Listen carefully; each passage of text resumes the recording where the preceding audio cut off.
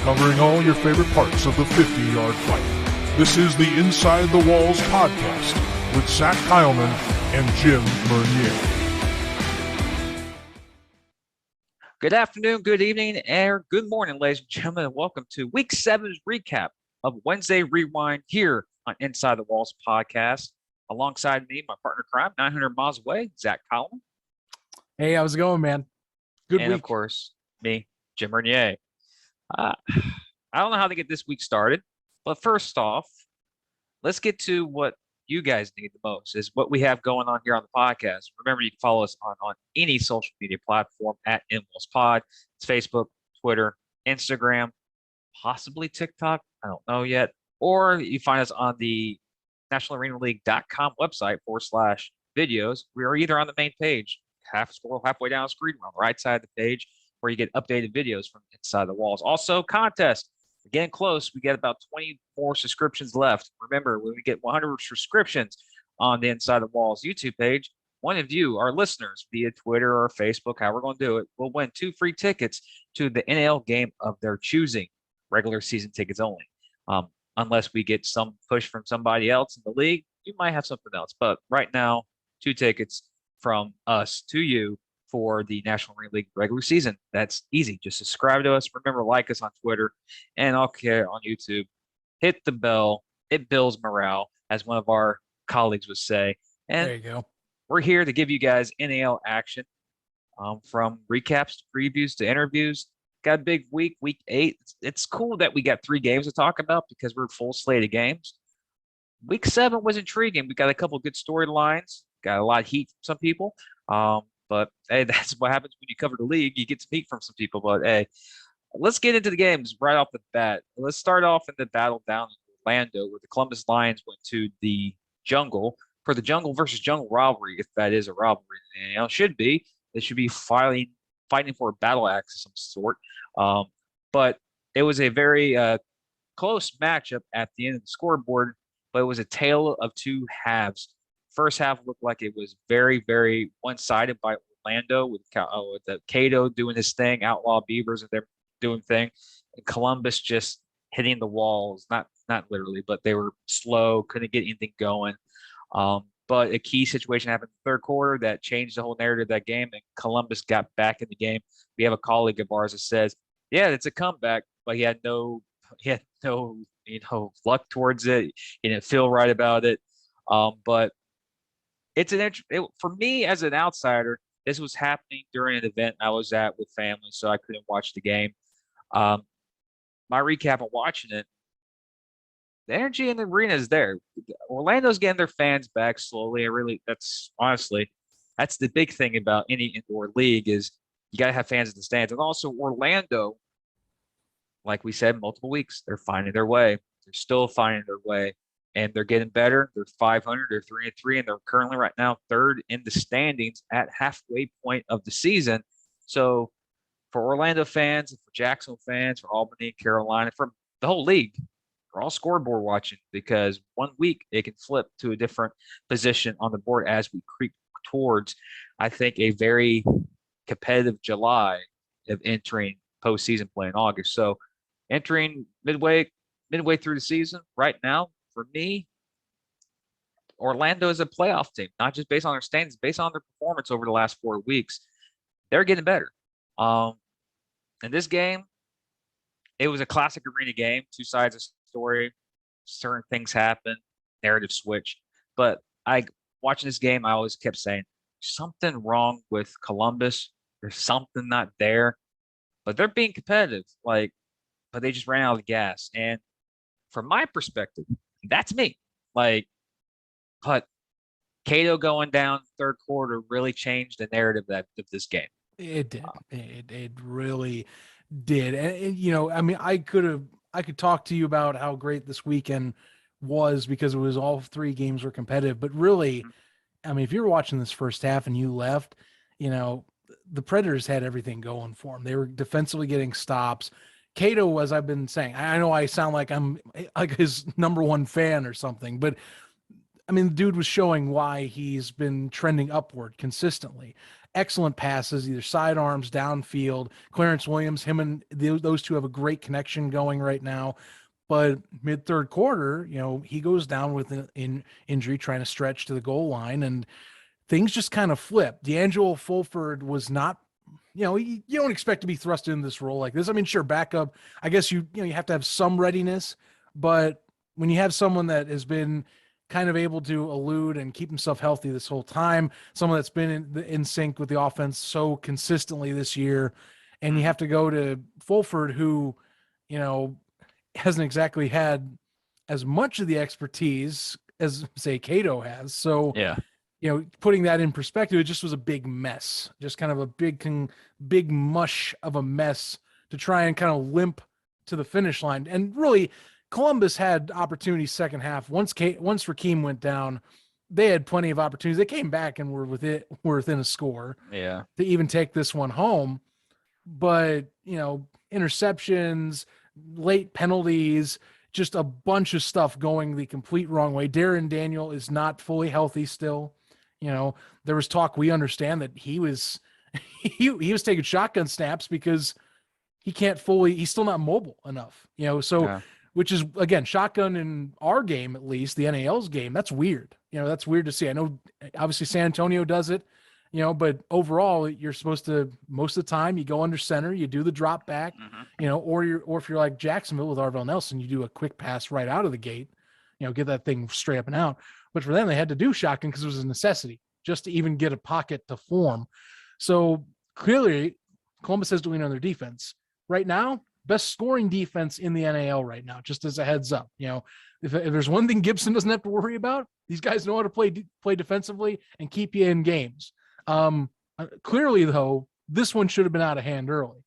Rakeem obviously had a ton of it. And, I'll give credit to Orlando's defense, which in recent weeks has kind of been maybe not boat race, but they've had to do a lot of learning on the fly with this roster. And they came up on top late. Larry Beavers, a huge credit to him, getting a late turnover to kind of seal the deal. He played great. I actually put him in as my Ironman vote of the week, by the way. So we'll see how that goes later on. But I mean, they came and got stops when needed. It was tight at the end, but it made for a fun game, I guess. Tensions rising and all. Predators get to walk away at least with a victory. Rakeem Cato's status, though, hangs and looms large going into at least our walkthrough crucial this week. So I myself or you, one of us will find out hopefully before the injury reports come out if he's going to even play. Because I mean, otherwise D'Angelo Fulford's going to need to really show me a lot more than he did last week, and he'll have a week to play if it's the case, or to start. But there was obvious issues of concern. You might be 3-3, but I wouldn't be feeling great on the status of where Orlando is going out of this one, is what I'm saying. Agreed. Also, when a lot of people ask how, the offenses are crucial in the rainy game, and we had the coverages. All three games have the broadcasting team doing things of how people understand the game. When you look at the stats of quarterbacks, especially in the arena game, I'm not talking about the outdoor game. Well, in the outdoor game, if you have similar stats, usually your team is really good, or you're struggling, or you're very bad. Darren Daniel threw for 4 touchdowns. He also threw for 4 interceptions. So those touchdowns canceled out those interceptions. You have to be positive number. If you have a quarterback that's 4 for 1, like 4 touchdowns and an interception, you have +3 advantage on that. That's pretty good, and most likely win that game.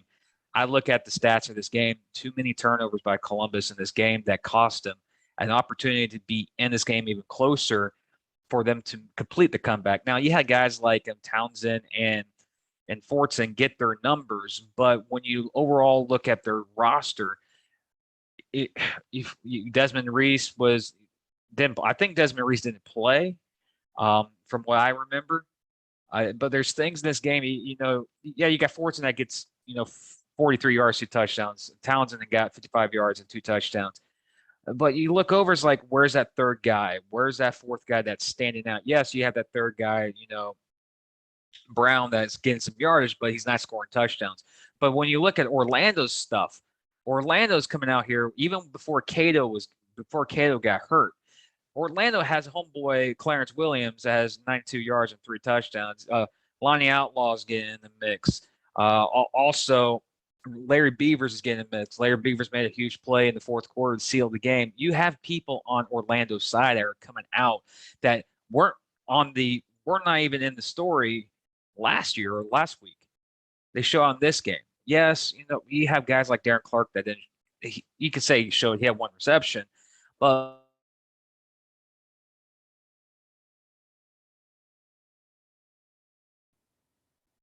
the backup came in, Fuller threw 2 picks. So technically, Cato +3 advantage, Orlando +3 advantage, 3 possessions advantage over Columbus. And when the backup came in, the positive, the decrease of that possession game got reduced. This game was just weird. That it was a tale of 2 halves, but when we got to the second half and Columbus was making, you see the chatter on Twitter, see a chatter on the docs. I don't think so. They did enough in the first 3 quarters to separate themselves from Columbus, who is a walking wounded team right now, and Columbus just ran out of gas to get to this point. If there was 3 or 4 more minutes in the game? Possibly. But the comeback was so ugly that it didn't get completed because of how poor the play was from Columbus. Now, you look at the transactions. Columbus has another guy coming in. They're trying to figure things out.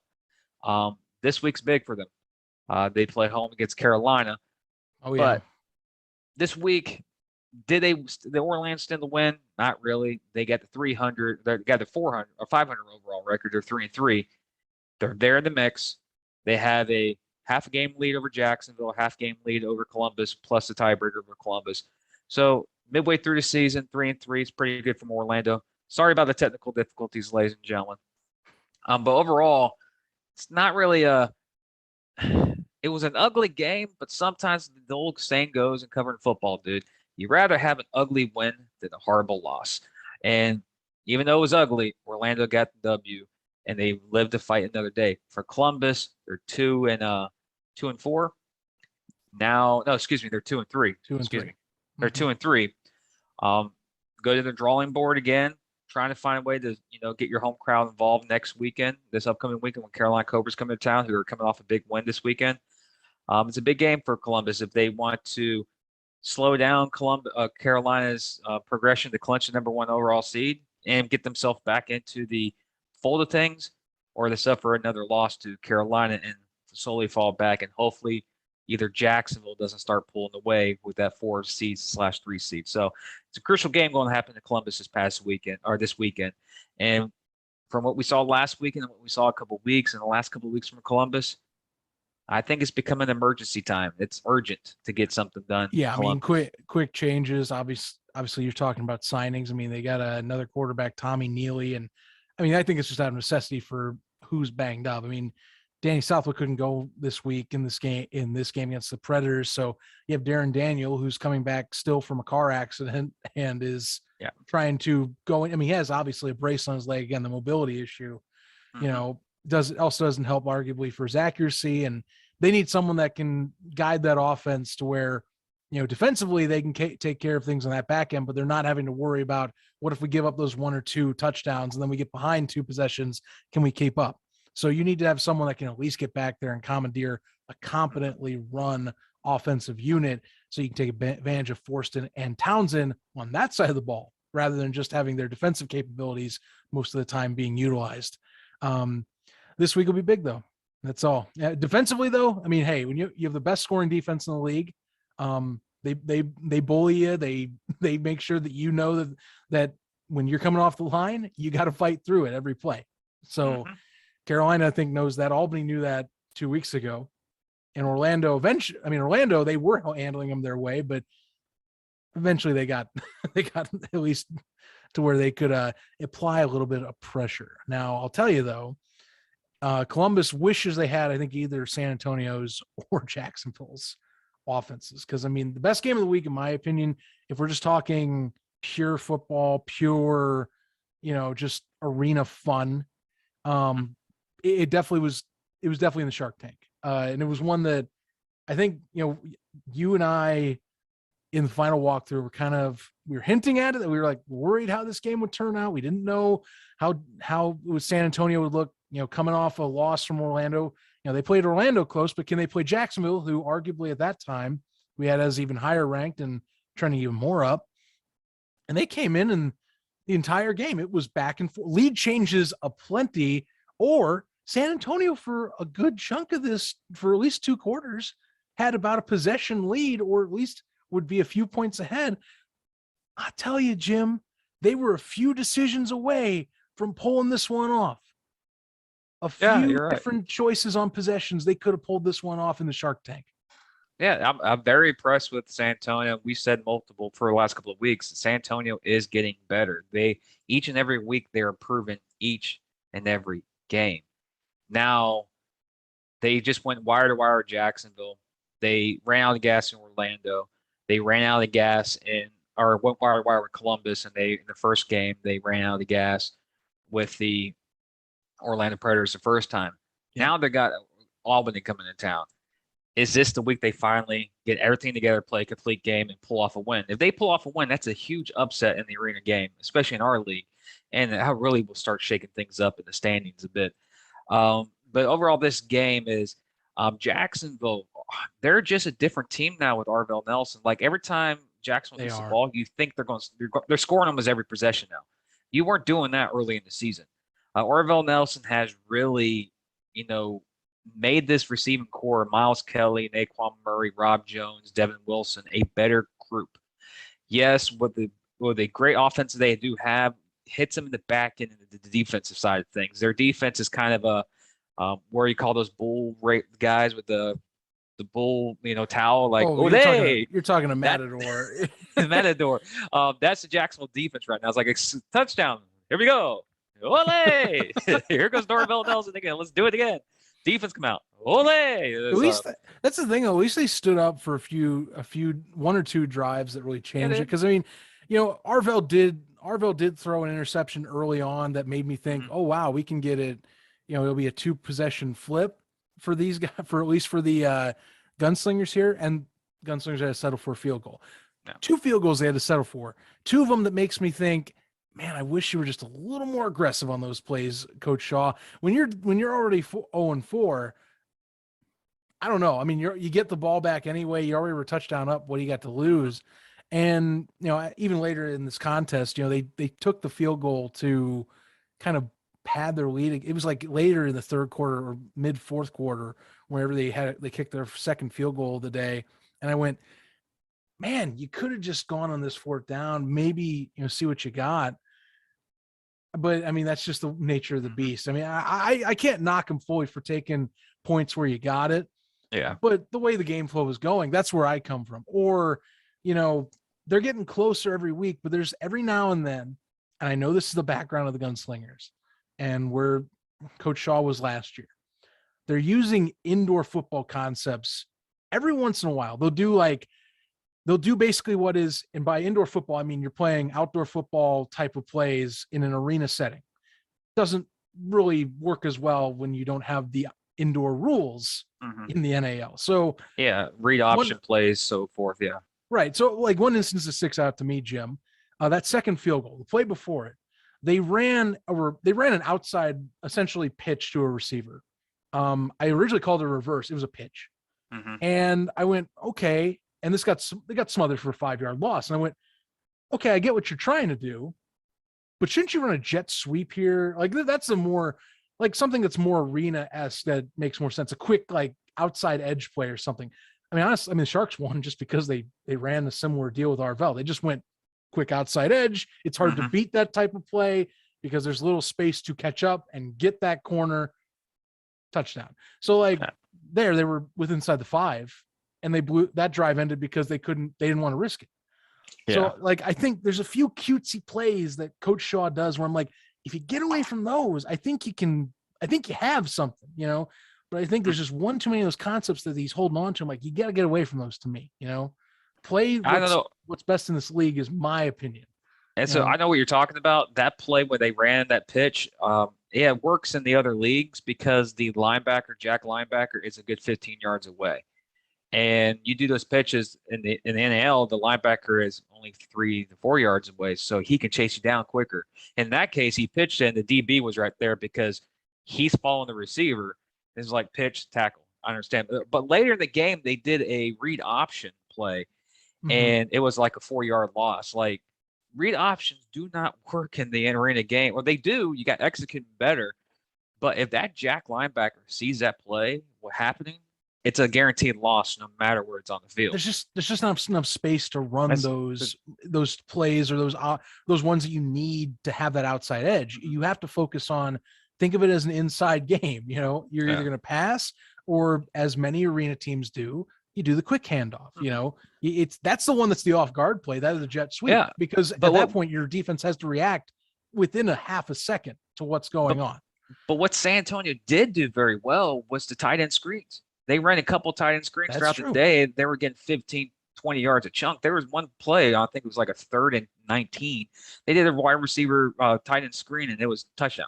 And the running back screen, like, perfect play calls. Screen plays work good if you do them, like I've always said.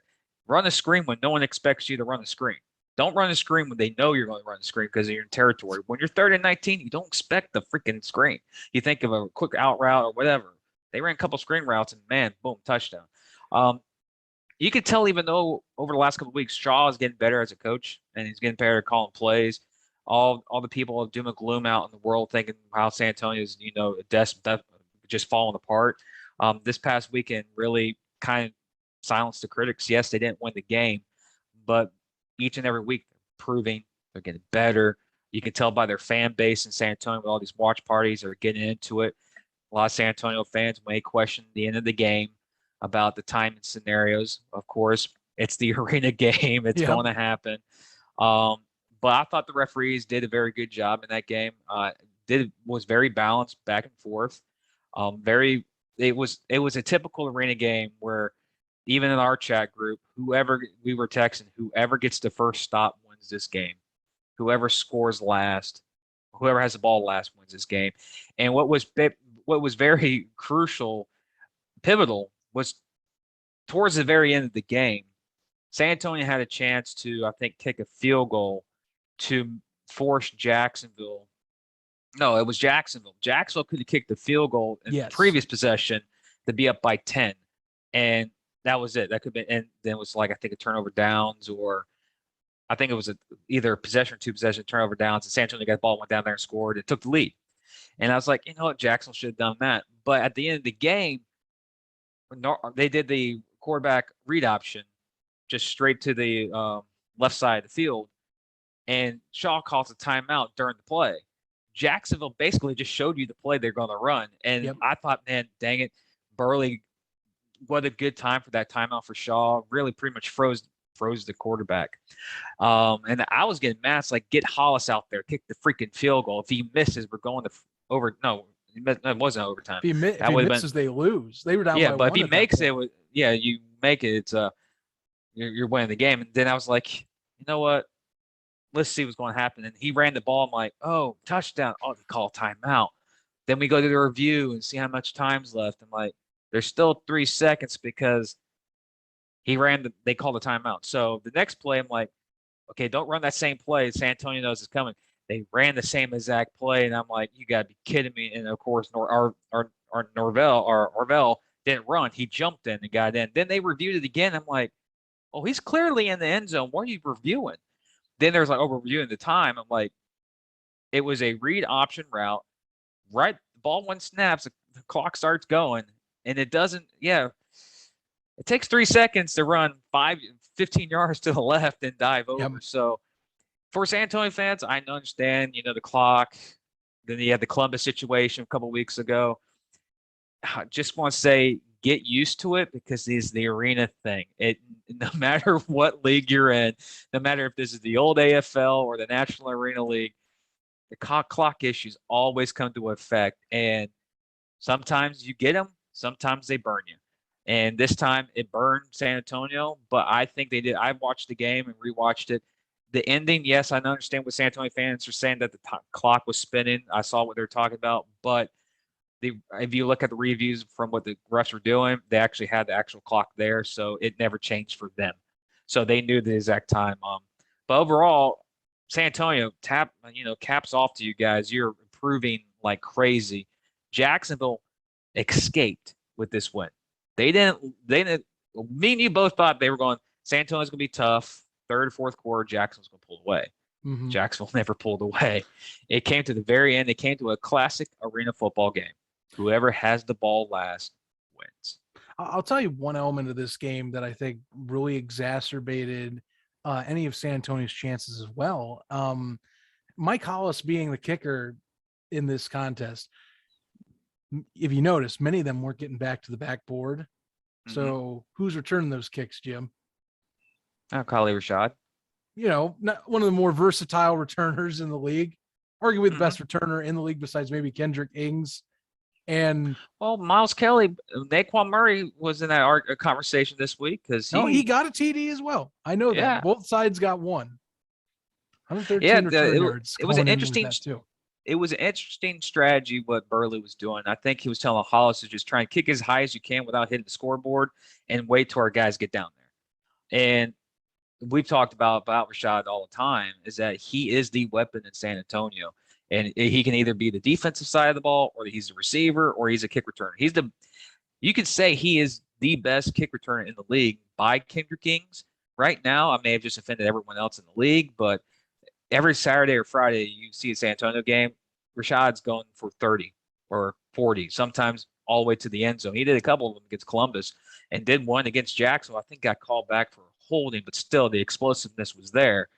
Yeah, Jacksonville did very well in eliminating him. If Jacksonville didn't do as well like they did this week, San Antonio celebrating with their first win because there was a couple of drives there that Jacksonville couldn't kick extra points, and San Antonio's guy was nailing them. And you get that one kickoff return for a touchdown, you didn't kick that field goal because that was the same drive that you kicked that field goal. So you're not losing this game. You're hoping Jacksonville scores a tie this game. So it's it was a very exciting arena football game that came down to the very end. Yes, there's questionable calls, whatever.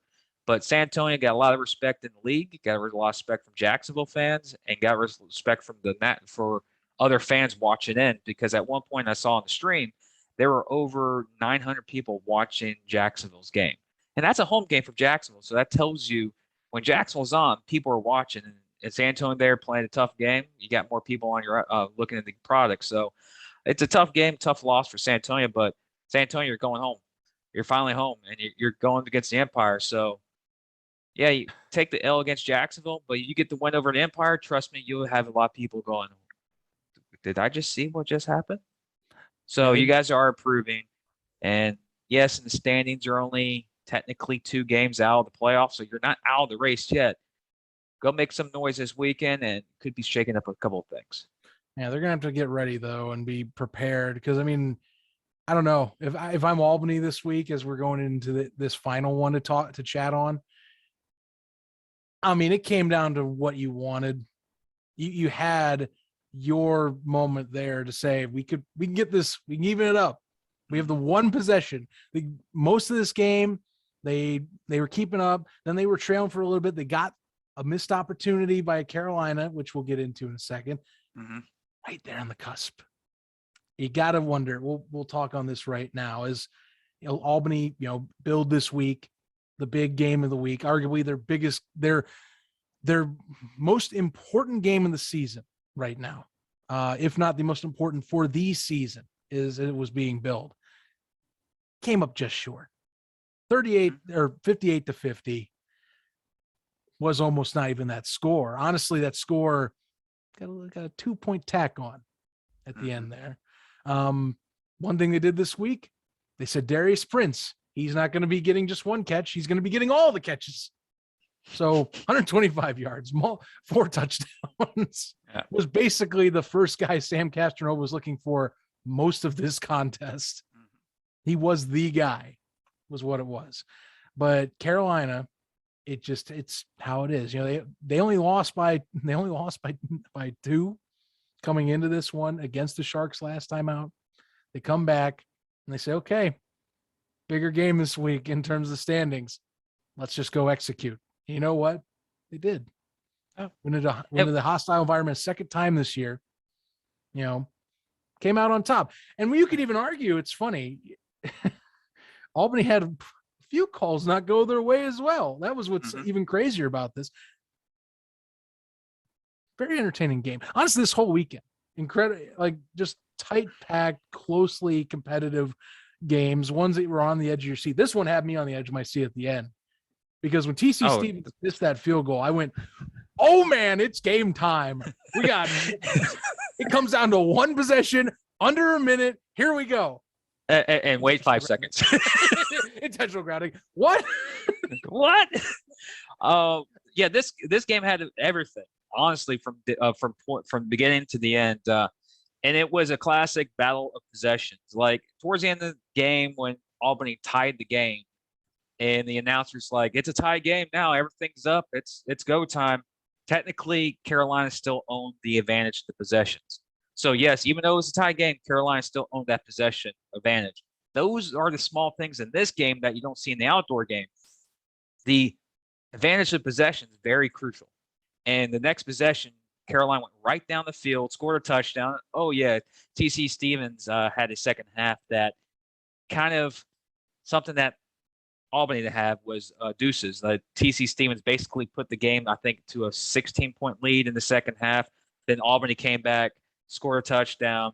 Then Carolina was being conservative at the end of the game, like a lot of teams do, trying to run out the clock as long as possible. TC thought it was guaranteed, missed it.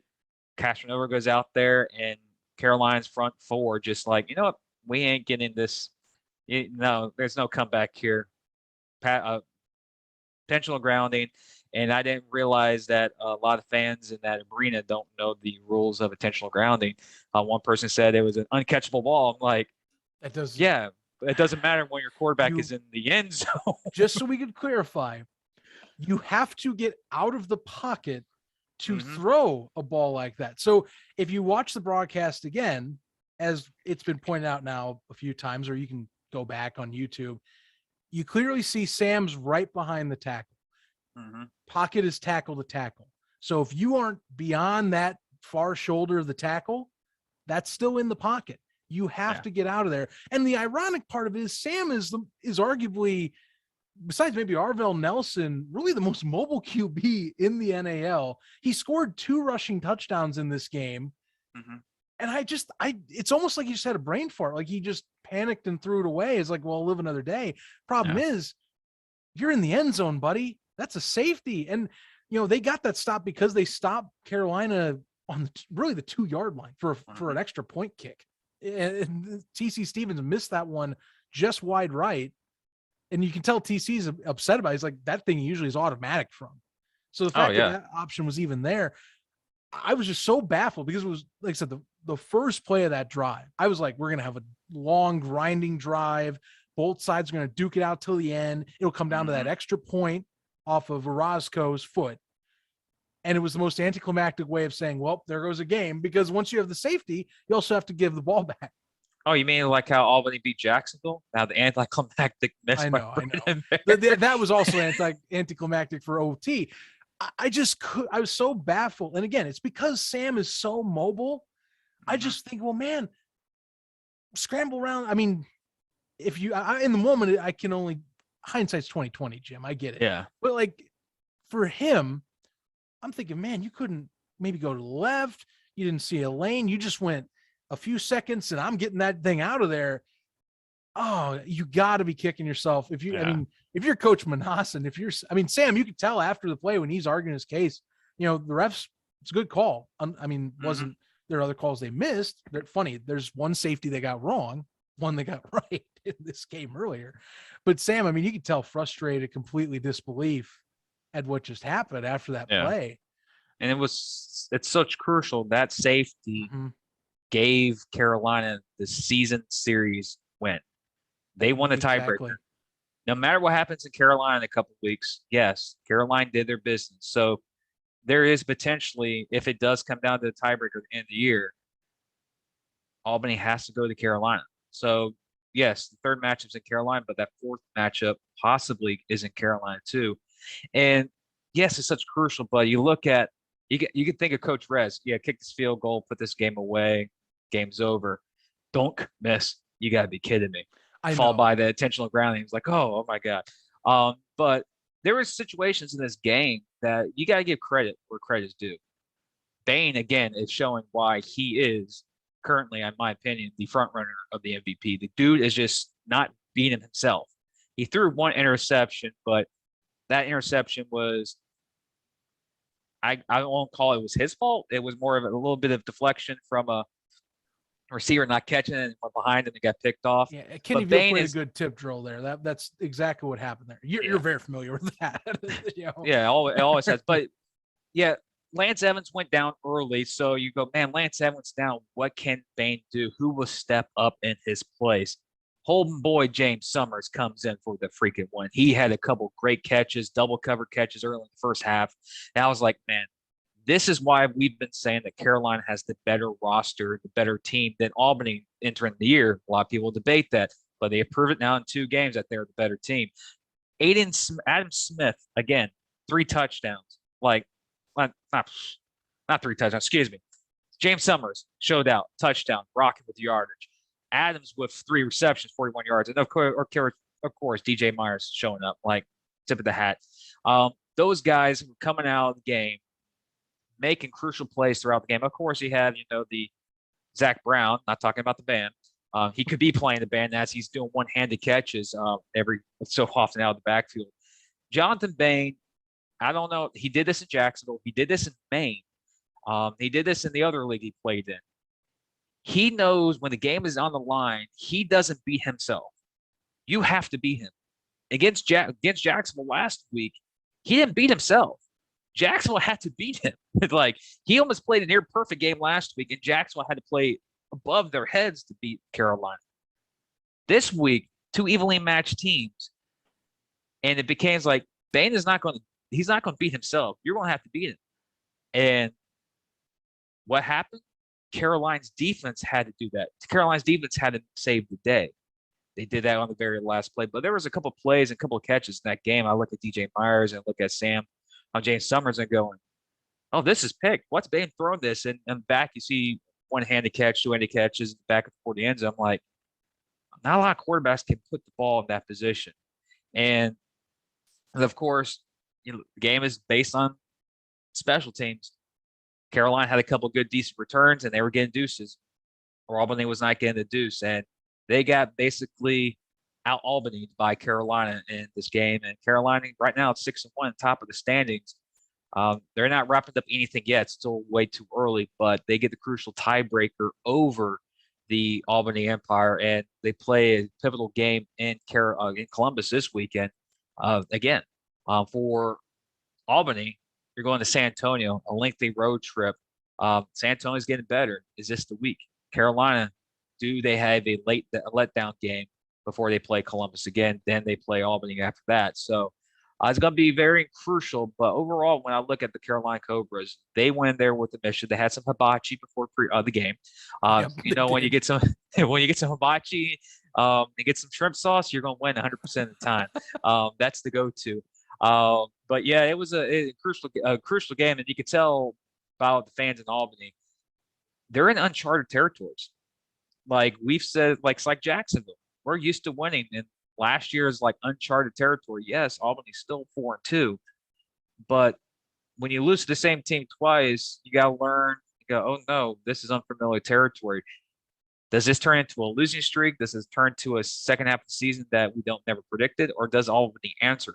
A lot more questions are coming out of Albany right now, and then Carolina. For Carolina, they're just taking care of business. They got Columbus, Albany, and I think they got San Antonio again in a couple of weeks. So it's going to be intriguing. Now, second half of the season's starting this weekend. It's the second half of the season. On Friday's episode, we'll do better what we did last. We did mid-season reports last week, but it was such a off the cuff. We'll actually give you our legit this season report of our MVPs, Coach of the Year's players, defensive player, offensive player of the week, and what we think who is the Iron Man right now after the first half of the season. And we'll do our preseason grades so far for midseason grades for every team. We're not going to do a power ranking this week. We might do it, but we'll just have it as a graphic so you guys know. But we'll do the grades of the teams, what we think are good, what things going bad. Just midseason report. That's on Friday's show. But with that, ladies and gentlemen, that's Wednesday Rewind here on Inside the Walls podcast, the official podcast of the National Arena League. I wish we had someone else to say, like, continue on with different things. So I can say, hey, this beverage is blah, blah, blah. But I can't. It's because it's not. But anyways, remember one thing, ladies and gentlemen, social media, follow us, Twitter, Instagram, Facebook, maybe TikTok. I don't know yet. I don't want to think I won't do that. I don't want to act like a fool. You already see me here 3 times a week acting a fool. I won't do it again on TikTok. So follow us on Twitter at IntWallsPod. Also follow us on nationalarenaleague.com/videos for all of our updated videos from all the way to Mason Espinosa's interview. So we're up there and loaded as well. And when this episode debuts, we're live on the website. No delay there. We got that situated too. Also remember, like, subscribe, get 100 subscriptions on the Inside the Walls YouTube page. 2 free tickets to our fans from Twitter or Facebook, whatever, or even YouTube. Go ahead and do that. And we might have something else in the works because next week's a big week for this podcast. Yes, not league-wide, but for our podcast. We'll try to figure something out to give you guys something to shout out for 1-year anniversary of the Inside the Walls pod. And it's next Saturday, pretty awkwardly during the same game week. But overall, it was a good week. Week 7 was this is what arena football should be. Just like this. Games came down to the wire, different type of ways to get to the final score. It's all nail biters ever across the board, just different ways to get there. Jack survives, Albany falls, Carolina's up top, San Antonio's still trying to find themselves, and a lot of question marks in Columbus. Will all those be answered in week 8? We'll give you that information on Friday, the final walkthrough. Before we leave, though, remember one thing. Diversify the portfolio. Be like Carolina. Spread out the wealth. And don't be a jack out of the box, man. Just don't commit penalties. Be reserved. Be Coach Rez. Or dive over the pylon for a touchdown for the game-winning touchdown. That's what's going on. With that, ladies and gentlemen, I am Jim Renier, and that is Zach Kallman in Indianapolis. Like he said, don't be jack out of the box. And like for you, we'll see you tomorrow for Turf Talk.